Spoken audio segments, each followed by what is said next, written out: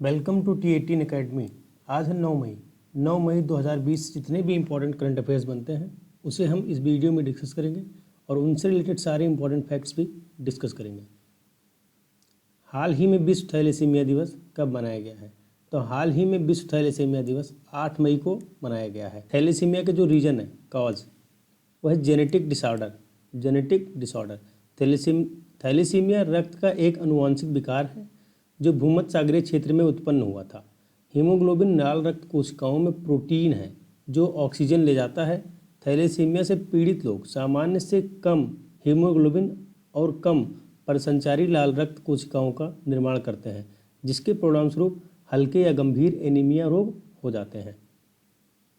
इस साल का थीम जो था, thalassaemia prevention from the young age, blood test before marriage will make the future generation safe, ये इस साल का थीम था।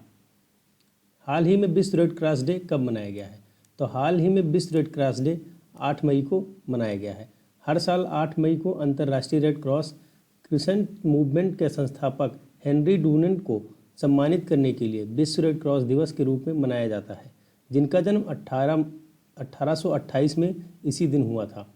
विश्व रेड क्रॉस दिवस एक अंतर्राष्ट्रीय दिन है जो मानव पीड़ा को कम करने, मानवीय गरिमा को बनाए रखने, जीवन की रक्षा करने और बाढ़, महामारी और भूकंप जैसी प्राकृतिक आपदाओं को रोकने के लिए समर्पित है। हाल ही में किस बैंक ने भारत को $50 करोड़ ऋण देने की मंजूरी दी है? हाल ही में एशियन इंफ्रास्ट्रक्चर इन्वेस्टमेंट बैंक ने भारत को $50 करोड़ ऋण देने की मंजूरी दी है। तो AIIB, Asian infrastructure investment bank, इसका हेडक्वार्टर कहाँ पे है? बीजिंग, चाइना में। इसका फॉर्मेशन कब हुआ था? 16 जनवरी 2016 में। इसके जो प्रेसिडेंट हैं वो हैं जिन लिक्विन इसके प्रेसिडेंट हैं। हाल ही में किस राज्य सरकार ने बाहर फंसे हुए लोगों के लिए जन सुनवाई पोर्टल लॉन्च किया है? तो हाल ही में उत्तर प्रदेश सरकार ने बाहर फंसे हुए लोगों के लिए जन सुनवाई पोर्टल लॉन्च किया है। हाल ही में Uttar Pradesh geotech community kitchen वाला पहला राज्य बन चुका है। हाल ही में उत्तर प्रदेश वर्चुअल अदालतों के जरिए सुनवाई करने वाला पहला राज्य बना है। हाल ही में उत्तर प्रदेश ने आयुष कवच नामक एक मोबाइल ऐप भी लॉन्च किया था। लोगों को इम्यूनिटी को बढ़ाने के लिए एक आयुष कवच नामक मोबाइल ऐप उत्तर प्रदेश सरकार ने हाल ही में लॉन्च किया था। हाल ही में उत्तर प्रदेश सरकार ने आरोग्य सेतु ऐप को अनिवार्य कर दिया है। इसके तहत अगर किसी के मोबाइल में आरोग्य सेतु ऐप नहीं होता है तो उसे 6 महीने का जेल और 1000 रुपये तक का जुर्माना लग सकता है। हाल ही में वर्ष 2020 के लिए नैनो विज्ञान और युवा प्रौद्योगिकी में युवा करियर पुरस्कार किसे प्रदान किया गया है?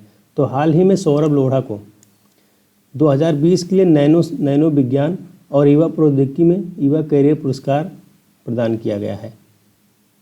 हाल ही में PNB हाउसिंग फाइनेंस ने पुनः इस्तेमाल किए जाने वाले PPE किट के लिए किसके साथ समझौता किया है? तो हाल ही में PNB हाउसिंग फाइनेंस ने IIT दिल्ली के साथ पुनः इस्तेमाल किए जाने वाले PPE किट के लिए समझौता किया है। इसमें ऐसे किट बनाए जाएंगे जो कि पुनः यूज किए जा सकें, सैनिटाइज करके पुनः यूज किया जा सके। संसद की लोक लेखा समिति PAC का अध्यक्ष किसे नियुक्त किया गया है? तो हाल ही में अधीर रंजन चौधरी को संसद की लोक लेखा समिति PAC का अध्यक्ष चुना गया है। PAC पब्लिक अकाउंट्स कमेटी, इसका टेन्योर कितना होता है? 1 साल का। अब इधर बात करें, पब्लिक अकाउंट कम्युनिटी जो है वो फाइनेंशियल स्टैंडर्ड कमेटी के अंदर आता है। इसका स्थापना 16th लोकसभा 1921 में हुआ था। इसे इंडिपेंडेंस से पहले और इंडिपेंडेंस के बाद 1950, जो कि 70 साल पहले चेयरपर्सन बने हैं वो है अधीर रंजन चौधरी। और ये चेयरपर्सन किस पार्टी से हैं? इंडियन नेशनल कांग्रेस, INC, ये कांग्रेस पार्टी से हैं। इसको अपॉइंट कौन करता है? लोकसभा स्पीकर PAC को अपॉइंट करते हैं। इस पर कितने सीट है? टोटल 22 सीट्स हैं, जिसमें से 15 लोकसभा से होते हैं और 7 राज्यसभा से होते हैं। अब बात करें इसमें पॉलिटिकल पार्टी की, तो इसमें 12 BJP से हैं, 3 INC से हैं, 2 AITC, 1 TDP, 1 BJD, 1 SAD और 1 AIDMK और 1 शिवसेना से। इसमें टोटल 22 सदस्य हैं और 22 में ये किस पार्टी से कितने सदस्य हैं? इसका इलेक्शन क्राइटेरिया क्या होता है? The member are elected every year from amongst its member और respective houses to the proportional representation. इसका टेन्योर 1 साल। हाल ही में मुस्तफ़ा अल कदीमी किस देश के नए प्रधानमंत्री बने हैं? तो हाल ही में मुस्तफ़ा अल कदीमी इराक के नए प्रधानमंत्री बने हैं। अब इराक के कैपिटल बगदाद। इराक की करेंसी क्या है? इराकी दिनार। इराक के प्रेजेंट टाइम के प्रेसिडेंट बरहाम साली हैं, बरहाम साली। हाल ही में किस राज्य सरकार ने 1610 करोड़ रुपए के राहत पैकेज की घोषणा की है? तो हाल ही में कर्नाटक सरकार ने 1610 करोड़ रुपए के राहत पैकेज की घोषणा की है। अगर बात करें कर्नाटका, तो इसका कैपिटल कहाँ पे है? बेंगलोर। इसके जो सीएम है वीएस येदियुरप्पा। इसके जो गवर्नर है वाजुभाई वाला।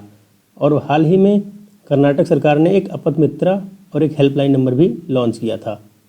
अपथ मित्रा ऐप और हेल्पलाइन नंबर 14410 लॉन्च किया था। हाल ही में कर्नाटका सरकार ने गेट सेट गो नामक एक कोचिंग प्लेटफॉर्म भी लॉन्च किया था कॉमन इंटरेस्ट टेस्ट के लिए। और हाल ही में कर्नाटका सरकार ने कोरोना वॉच ऐप भी लॉन्च किया था कोरोना पेशेंट्स को ट्रैक करने के लिए।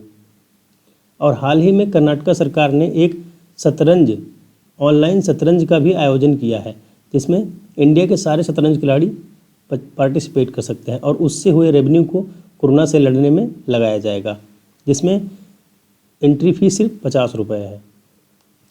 हाल ही में मूडीज ने वित्त वर्ष 2020-21 के लिए भारत की जीडीपी कितने प्रतिशत रहने का अनुमान लगाया है? तो हाल ही में मूडीज ने भारत के जीडीपी 0% वित्त वर्ष 2020-21 के लिए 0% रहने का अनुमान लगाया है। इसके पहले मूडीज ने 0.2% भी रहने का अनुमान लगाया था अप्रैल माह में, और फिच ने 0.8% रहने का अनुमान लगाया है। मूडीज इसकी स्थापना 1909 में हुई थी। इसके संस्थापक कौन थे? John Moody.